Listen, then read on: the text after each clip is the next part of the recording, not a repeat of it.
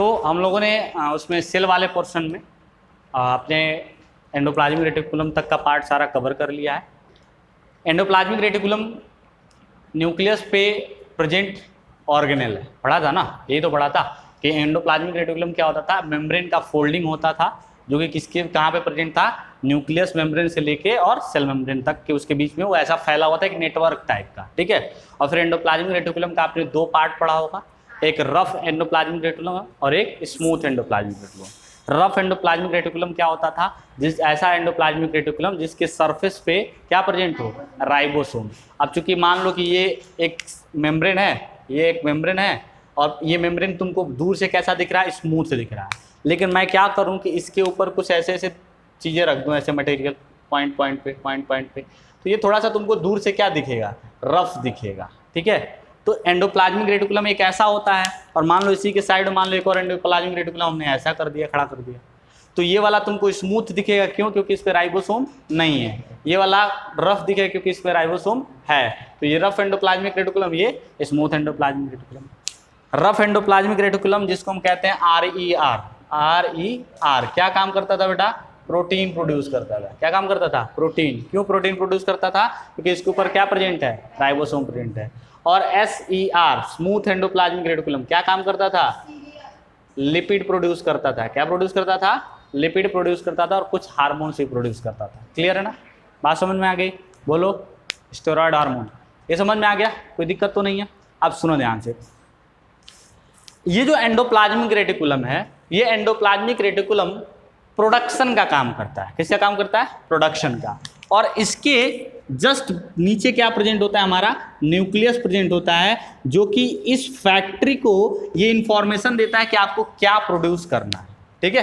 क्योंकि न्यूक्लियस के अंदर क्या प्रेजेंट है, क्या प्रेजेंट है, DNA, और DNA पे क्या है, जीन, और जीन क्या करता है, कैरेक्टर शो कराता है। तो कैरेक्टर्स बॉडी के अंदर जो शो होता है किसके फॉर्म, किसके फॉर्म में शो होता है, प्रोटीन के फॉर्म में। किसके फॉर्म में, प्रोटीन। जैसे अगर मेरी बॉडी के अंदर कोई कैरेक्टर, स्पेसिफिक कैरेक्टर है, तो स्पेसिफिक कैरेक्टर शो कराने के पीछे मोस्ट ऑफ द केसेस में कौन रीजन होता है, प्रोटीन। मतलब अगर जीन में मेरी बॉडी में कोई कैरेक्टर शो कराना चाहता है तो उस कैरेक्टर के लिए एक प्रोटीन प्रोड्यूस करेगा, और वो कैरेक्टर जाके हमारे बॉडी के अंदर वो प्रोटीन जाके हमारे बॉडी के अंदर कैरेक्टर शो करेगा। तो यहाँ से जीन क्या करता है, इंफॉर्मेशन देता है किसको, एंडोप्लाज्मिक रेटिकुलम को, और वो उस हिसाब से प्रोडक्ट प्रोड्यूस करता है। अब ये प्रोडक्ट जो प्रोड्यूस हो चुका है, इस प्रोडक्ट की पैकिंग भी करनी है। इस प्रोडक्ट की क्या करनी है, पैकिंग। उस प्रोडक्ट में कुछ सुधार भी करना है। जैसे कोई भी प्रोडक्ट अगर फैक्ट्री में जब बनता है तो पहले उसकी पैकिंग से पहले हम उसमें कुछ मॉडिफिकेशन करते हैं। क्या करते हैं, मॉडिफिकेशन। मतलब जैसे मान लो कुछ में कौन खराब है, कौन बढ़िया है, कौन किस फॉर्म में है, बात समझ में आ रही है। जैसे मान लो क्या होता है कि जब कोई चीज़ें प्रोड्यूस होती हैं तो उन चीज़ों को हम डाउन स्ट्रीम प्रोसेस में लेके जाते हैं। डाउन स्ट्रीम प्रोसेसिंग मतलब उसमें उसका प्योरिफिकेशन करेंगे, उसमें उसका मॉडिफिकेशन करेंगे, ये सब उसमें जो पोस्ट प्रोडक्शन चीज़ें हैं, चेंजेज हैं, वो चेंजेज करेंगे, और फिर उन चेंजेस को करके हम उस चीज़ को पैक करके क्या कर देते हैं, मार्केट में बेच देते हैं, सेल कर देते हैं। ऐसे ही यहाँ पे क्या होगा कि मटेरियल जो यहाँ पे प्रोड्यूस हुआ है, इस मटेरियल का डाउन स्ट्रीमिंग प्रोसेस होगा, यानी कि इसका मॉडिफिकेशन होगा, इसमें कुछ चेंजेज होंगे, इसका प्योरिफिकेशन होगा। बात समझ में आ गई। और प्योरिफिकेशन चेंजेस करके हम उसको क्या करेंगे, पैक करके और फिर आगे सेल, मतलब आगे उसको ट्रांसपोर्ट कर देंगे। तो जो पैकिंग का काम करता है, इसके जस्ट बगल में एक और ऑर्गेनेल होता है सेल के अंदर, जिसको हम कहते हैं गोल्जी एपैरेटस। क्या कहते हैं, गोल्जी एपैरेटस। तो गोल्जी एपैरेटस क्या है, एक ऑर्गेनेल है जो कि एंडोप्लाज्मिक रेटिकुलम के, हमेशा एंडोप्लाज्मिक रेटिकुलम के बगल में ही रहता है, उसके आसपास ही रहता है। तो ये जो गोल्जी एपैरेटस क्यों कहते हैं, गोल्जी एपैरेटस इसको, कि ये इसको डिस्कवर किया था एक साइंटिस्ट ने, डिस्कवर्ड बाय कैमिलो गाल्गी। एक साइंटिस्ट थे जिनका नाम था कैमिलो गोल्गी। कैमिलो गोल्गी ने क्या किया था, इस एपैरेटस की डिस्कवरी की थी, ठीक है। कब की थी, 1898 में। कब की थी, 1898 में।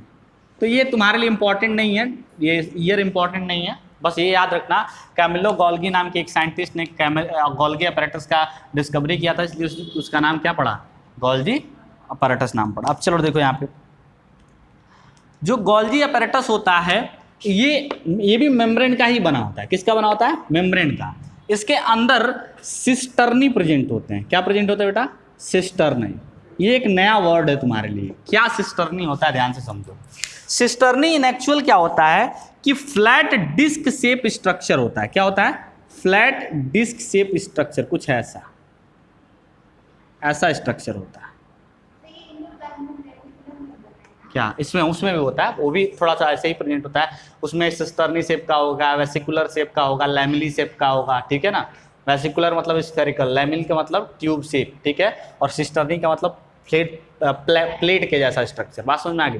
तो ध्यान समझना, सिस्टर्नी होता है, गोल्जी अपैरेटस किससे बना होता है? सिस्टर्नी का। सिस्टर्नी क्या होता है? मेम्ब्रेन को डिस्क के शेप में, किसके शेप में? डिस्क, जो सीडी आती थी पहले उसके शेप में ऐसे फोल्ड करके और ऐसा स्ट्रक्चर जो बनाते हैं, तो इस स्ट्रक्चर को क्या कहते हैं? सिस्टर्नी कहते हैं। जिसमें एक डिस्क ये हो गया, एक डिस्क ये हो गया, एक डिस्क ये हो गया। बात समझ में आ गई?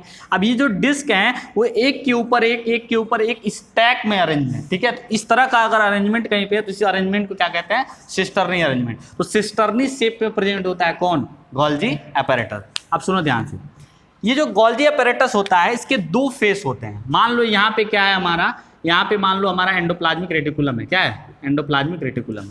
तो देखो यहाँ पे जब देखोगे जो ये टॉप वाला पोर्शन तुम्हें दिख रहा है, थोड़ा सा क्या दिख रहा है? कन्वेक्स दिख रहा है। इधर से देखोगे तो क्या दिखेगा? कन्वेक्स। कनकेव कन्वेक्स समझ में आता है? ये अगर ऐसा है तो ये वाला सरफेस क्या है? कन्वेक्स है। और ये क्या है? कनकेव। केव का मतलब गुफा, यानी कि जो अंदर के साइड में हो। तो ये क्या है? कनकेव शेप, ये क्या है? Convex shape. तो ये कौन सा शेप है? Convex shape. तो जो एंडोप्लाज्मिक रेटिकुलम या न्यूक्लियस के तरफ वाला पोर्शन होता है उसको हम कहते हैं कन्वेक्स फेस। क्या कहते हैं बेटा? कन्वेक्स फेस, ठीक है। और ये जो दूर वाला पोर्शन है ये किस शेप का होता है? कनकेव शेप का। किस शेप का होता है? Concave face. क्लियर? बोलो, स्ट्रक्चर वाइज बातें समझ में आ रही हैं? जहाँ नहीं आएगा बोलना, दोबारा बताऊंगा। ये वाला जो पोर्शन है, इस वाले पोर्शन में जब प्रोटीन यहाँ से मान लो प्रोड्यूस किया गया, कोई भी प्रोडक्ट प्रोड्यूस हुआ, तो गोल्जी बॉडी के अंदर वो एंट्री कहाँ से करता है? कन्वेक्स फेस से। कहाँ से एंट्री करता है? कन्वेक्स फेस से। और यहाँ से उसके अंदर उस मटेरियल का पैकिंग, उसका मॉडिफिकेशन, वो सारी चीज़ें यहाँ से स्टार्ट होती हैं। और आफ्टर पैकिंग, आफ्टर मॉडिफिकेशन वो कहाँ से? यहाँ से रिलीज हो जाता है। बात समझ में आ गई? तो इस फेस से फॉर्मेशन स्टार्ट होता है। इस वजह से इस फेस को हम कहते हैं फॉर्मिंग फेस। क्या कहते हैं? क्या कहते हैं बेटा? Forming face. क्लियर? और यहाँ से मेच्योर होके मटेरियल बाहर निकल जाता है, इसलिए इसको कहते हैं मैचरिंग फेस। क्या कहते हैं? मैचरिंग फेस। बोलो, क्लियर है? ठीक है। एक चीज़ और समझना, केमिस्ट्री और बायोलॉजी में एक वर्ड यूज होता है सिस, और एक वर्ड यूज होता है ट्रांस। क्या यूज होता है? सिस और ट्रांस। सिस का मतलब होता है नियर। सिस का मतलब क्या होता है? नियर। ट्रांस का मतलब क्या होता है? दूर, डिस्टल, अवे। बात समझ में आ गई? ये वाला जो फेस है यानी फॉर्मिंग फेस या कन्वेक्स फेस, वो न्यूक्लियस या एंडोप्लाज्मिक रेटिकुलम के पास है, तो इसलिए इसको क्या कहेंगे? Cis face. क्या कहेंगे? Cis face. और ये वाला जो फेस है वो एंडोप्लाज्मिक रेटिकुलम से दूर है, इसलिए इसको क्या कहेंगे? Trans face. तो इन तीन नेम में से कोई भी नाम से क्वेश्चन पूछा जा सकता है, और हर नाम के पीछे कहानी है। इसका शेप कन्वेक्स है, इसलिए कन्वेक्स फेस। यहाँ से फॉर्मेशन स्टार्ट होता है पैकिंग का, इसलिए फॉर्मिंग फेस। ये न्यूक्लियस या एंडोप्लाज्मिक रेटिकुलम के पास है, इसलिए सिस फेस। ये कनकेव शेप का है, इसलिए कनकेव फेस। ये यहाँ से मेच्योर प्रोडक्ट बाहर निकल जाते हैं, इसलिए ये क्या है? मैचरिंग फेस। और ये जो फेस है ये न्यूक्लियस एंडोप्लाज्मिक रेटिकुलम से दूर है, इसलिए ट्रांस फेस। बात समझ में आ गई? कोई दिक्कत? चलो, तो ये तो हुआ स्ट्रक्चर किसका? गोल्जी बॉडी का। अब गोल्जी बॉडी का फंक्शन समझो।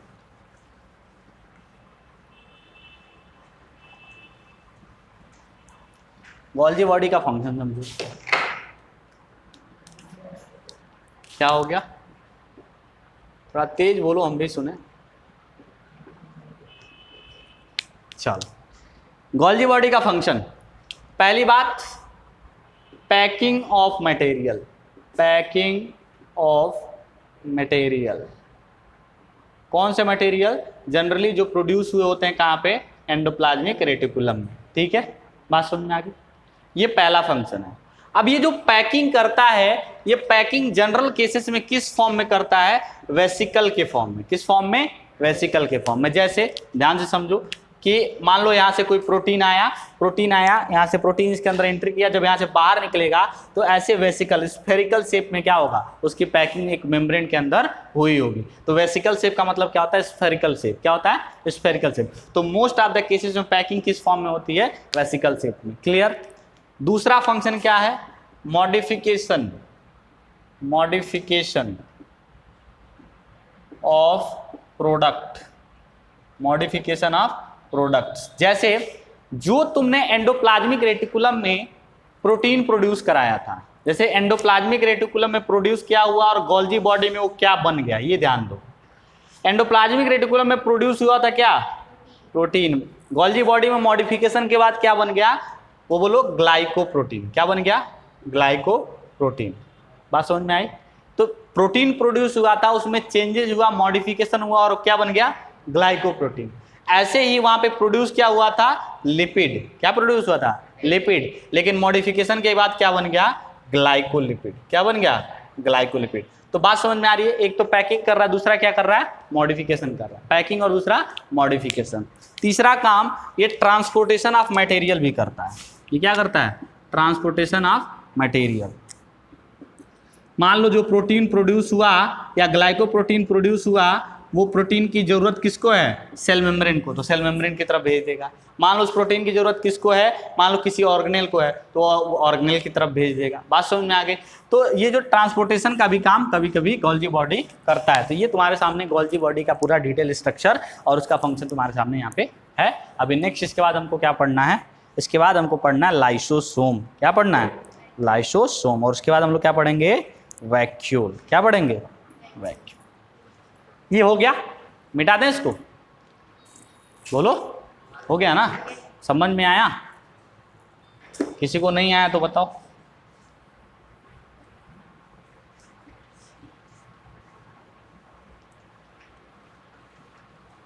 चलो, इसके बाद हमारा है लाइसोसोम। इन एक्चुअल देखो, लाइसोसोम जो होता है वो एक ऐसा ऑर्गेनेल है जो प्रोड्यूस होता है गोल्जी बॉडी में ही। कहाँ से बनता है ऑर्गेनेल? गोल्जी बॉडी से। कहाँ से बनता है? गोल्जी बॉडी से। अभी देखना कैसे बनता है और कैसे क्या क्या फंक्शन करता है। चलो, इस पे बहुत सारे क्वेश्चन भी पूछे जाते हैं। अगला जो ऑर्गेनेल है वो है लाइसोसोम। कौन सा ऑर्गेनेल है? लाइसोसोम। ध्यान से समझना, लाइसोसोम जो होता है ये वेसिकुलर ऑर्गेनेल होता है। किस शेप का होता है बेटा? Vesicular organelle. वेसिकल शेप यानी कि स्फेरिकल शेप का ऑर्गेनेल होता है, ऐसे। ठीक है, बात समझ में आ गई? वेसिकल वर्ड यूज करेंगे तो हमेशा किस शेप में समझोगे? स्फेरिकल शेप में। तो पहला तो इसका शेप क्या होता है? Vesicular cell organelle. Produced in Golgi body. कहाँ पे प्रोड्यूस होता है? Golgi body. जैसे समझो कैसे, मान लो यहाँ पे गोल्जी बॉडी ऐसे थी, मान लो ये गोल्जी बॉडी ऐसे थी, ठीक है। यहाँ से कोई प्रोटीन प्रोड्यूस हुआ। क्या प्रोड्यूस हुआ? प्रोटीन। अच्छा, एक चीज समझते हो, तो एंजाइम जितने भी होते हैं वो किससे बनते हैं? प्रोटीन से बनते हैं। एंजाइम किससे बनते हैं? प्रोटीन से। बात समझ में आ गई? एंजाइम किससे बनते हैं? प्रोटीन से। तो यहाँ से मान लो कोई प्रोटीन प्रोड्यूस हुआ और उस प्रोटीन का नेचर क्या था? एंजाइमेटिक था। क्या था? एंजाइमेटिक। यानी कि वो प्रोटीन मॉडिफिकेशन के बाद क्या बनता? एंजाइम बनता। क्या बनता? एंजाइम। तो यहाँ से जब यहाँ से प्रोडक्ट रिलीज होगा तो enzyme covered by what? Membrane. यही तो होगा। वेसिकुलर फॉर्म में प्रोडक्ट इसकी पैकिंग होती थी और एंजाइम किस फॉर्म में पैक हुआ है? वेसिकुलर फॉर्म में। और इसी को हम क्या कहते हैं? लाइसोसोम कहते हैं। क्या कहते हैं? लाइसोसोम कहते हैं। बात समझ में आ गई? तो पहली बात कि वेसिकुलर ऑर्गेनेल जो है होता है, ये लाइसोसोम कहाँ प्रोड्यूस होता है? गोल्जी बॉडी में। इसके अंदर क्या होता है? बोलो। अरे बेवकूफ, अभी यहाँ बता रहा हूँ क्या होता है? Enzyme contain various hydrolytic enzyme. क्या होता है? Hydrolytic enzyme. इसके अंदर क्या प्रेजेंट होता है? Various hydrolytic enzyme. क्लियर है? सुनो ध्यान से, कौन कौन से कुछ एग्जाम्पल समझ लो। पहला जो एंजाइम इसमें है वो होता है प्रोटीएज। प्रोटीएज कौन सा एंजाइम होता है? प्रोटीएज। और प्रोटीएज। दूसरा एंजाइम जो होता है वो होता है लाइपेज। कौन सा एंजाइम होता है? लाइपेज। और तीसरा एंजाइम जो होता है कार्बोहाइड्रेज होता है। ध्यान से समझो, ये जो प्रोटीएज होता है ये डाइजेशन ऑफ प्रोटीन करता है। ये क्या क्या करता है? Digestion of protein. मतलब अगर कहीं पे हमारे पास मान लो यहाँ पे बहुत ढेर सारा प्रोटीन है, हमने क्या किया, इस पे प्रोटीएज एंजाइम डाल दिया, तो ये प्रोटीएज एंजाइम इस प्रोटीन को क्या कर देगा? ब्रेक कर देगा, डाइजेस्ट कर जाएगा। लिपिड रखा है, वहां पे लाइपेज एंजाइम डाल दिया तो लिपिड को क्या कर देगा? तोड़ देगा। कार्बोहाइड्रेट रखा है और वहां पे कार्बोहाइड्रेट एंजाइम डाल दिया तो क्या कर देगा? कार्बोहाइड्रेट को तोड़ देगा। बात समझ में आ गई? तो यहाँ पे डाइजेशन ऑफ प्रोटीन कौन करता है? प्रोटीएज। डाइजेशन ऑफ लाइपेज क्या करता है? लिपिड। लिपिड का डाइजेशन। डाइजेशन ऑफ कार्बोहाइड्रेट कौन करता है? कार्बोहाइड्रेट। बात समझ में आ गई? बोलो, बात समझ में आ रही है? कैसे बना और क्या क्या है उसमें? मैंने इसको हाइड्रोलिटिक एंजाइम क्यों कहा बेटा?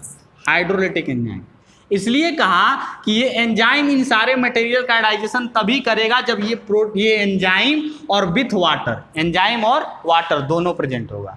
अगर सिर्फ एंजाइम दे दोगे और वाटर नहीं दोगे तो वो उसको डाइजेस्ट नहीं करेगा। अगर वाटर विथ दिस एंजाइम दोगे तो वो मटेरियल का डाइजेशन कर जाएगा। बात समझ में आ गई? क्लियर है? बोलो, नहीं आया दोबारा बताओ। आ गया ना? नहीं आएगा तो ऐसे ना बोलना कि नहीं आया। चलो अब इसमें नेक्स्ट बातें समझते हैं।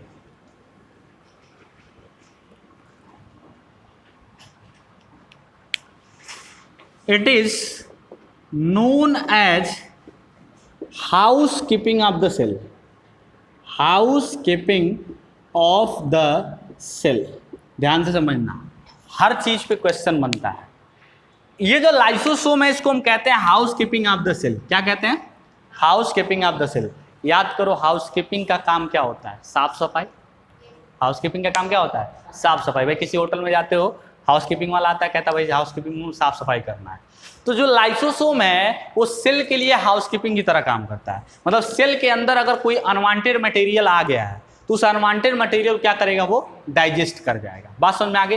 तो पहली बात, सेल की क्लीनिंग करता है by digesting the unwanted material, इसलिए इसको क्या कहते हैं?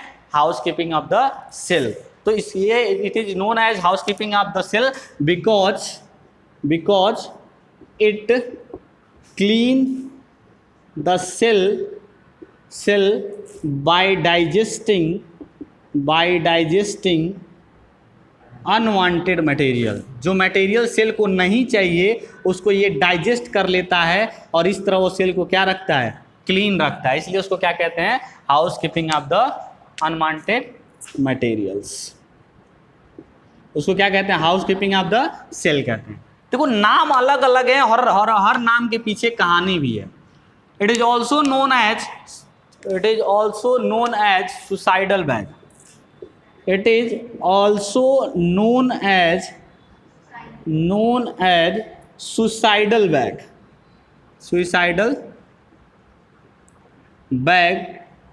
of the cell। सेल का सुसाइडल बैग भी कहते हैं। अब इसके पीछे कहानी क्या है सुनना ध्यान से।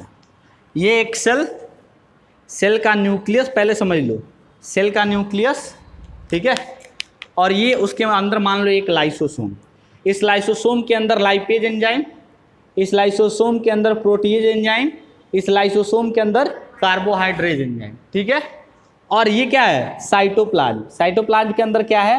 वाटर है। क्या है? वाटर है। अब सुनो ध्यान से, मान लो बाय एक्सीडेंट क्या हो गया कि ये जो लाइसोसोम है ये रैप्चर हो गया। लाइसोसोम क्या हो गया? रैप्चर, फट गया। इसका मेम्ब्रेन क्या हो गया? फट गया। जैसे इसका मेम्ब्रेन फटेगा, लाइपेज भी कहाँ आ जाएगा? साइटोप्लाज्म के अंदर। बात समझ में आती? प्रोटीएज भी कहाँ पे आ जाएगा? साइटोप्लाज्म के अंदर।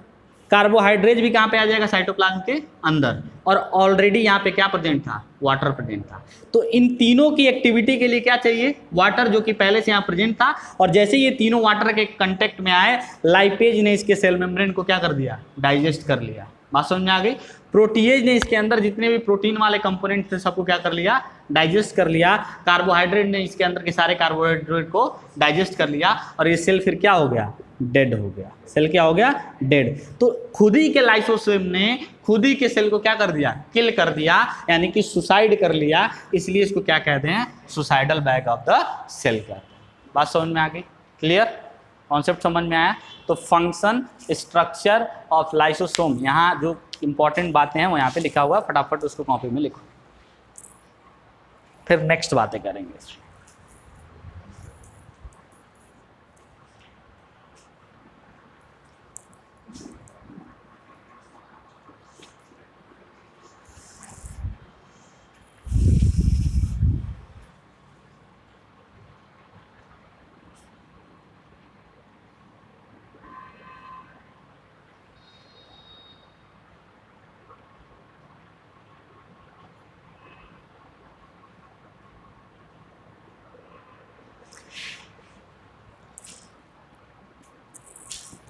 चलो हो गया। तो अभी आज हमने 2 ऑर्गेनेल पढ़ा, कौन कौन सा, एक गोल्जी अपैरेटस और एक लाइसोसोम। बाकी के जो ऑर्गेनेल्स हम लोग अगले क्लास में पढ़ेंगे। अगले क्लास में हम लोग वहाँ पे पढ़ेंगे वैक्यूल, माइटोकॉन्ड्रिया एंड क्लोरोप्लास्ट। ठीक है, कोई दिक्कत? आगे क्वेश्चन करते रहो, ना समझ में आए तो पूछ लिया करो।